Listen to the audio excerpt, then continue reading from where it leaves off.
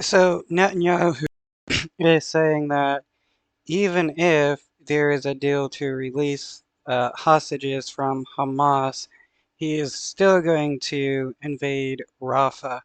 So why would Hamas release the hostages if that still means the Israeli government is going to invade when part of the hostage release deals that Hamas wants is the end of the invasion of Rafah as well as a ceasefire? This just goes to show that the hostages isn't the reason why Bibi Netanyahu is doing what he's doing, because the invasion of Rafah could mean the death of the hostages if they are killed in airstrikes by the Israeli government or potentially shot dead by the IDF.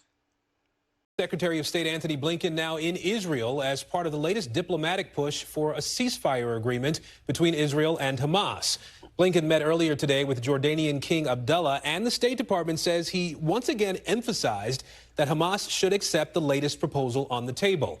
Complicating Blinken's efforts, though, are new comments from Israeli Prime Minister Benjamin Netanyahu, who said today that the Israeli military will go into Rafah with or without a deal on hostages.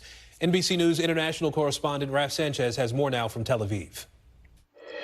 Secretary Blinken today crisscrossing the Middle East, trying to secure an agreement that would pause the fighting in Gaza and bring the hostages home.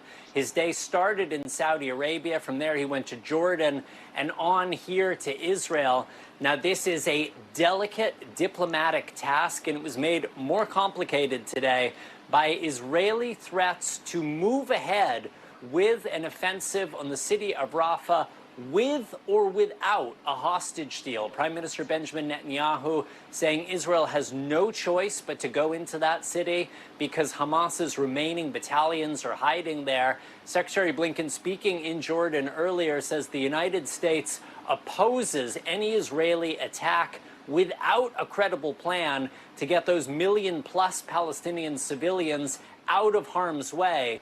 But he did also There's never going to be a plan to get the civilians out of harm's way because Bibi Netanyahu and many of his prime ministers don't care about innocent Palestinians because they think they're all guilty, that every single Palestinian is a terrorist, even babies.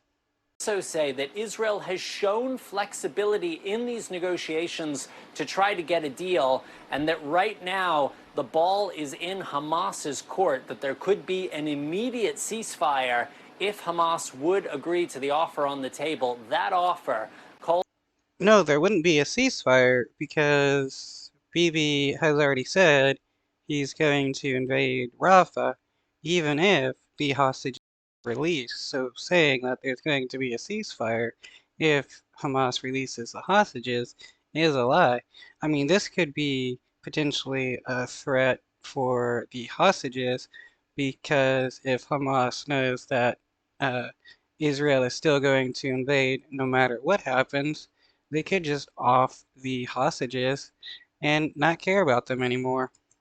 Calls for Hamas to release 33 hostages, that is, women, children, the elderly, people with severe medical conditions. In return, Israel would agree to a ceasefire of around 40 days and the release of thousands of Palestinian prisoners, potentially.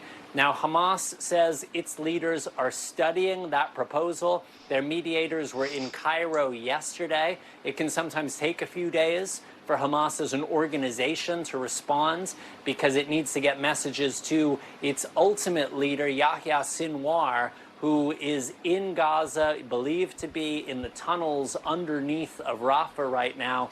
It can take a couple of days to get messages to him, to get messages back. But there are many, many families, both in Israel and in Gaza, who are hoping that diplomacy will work and that this ceasefire agreement will come into effect. Back to you. It doesn't really seem like it if the Israeli government is still going to invade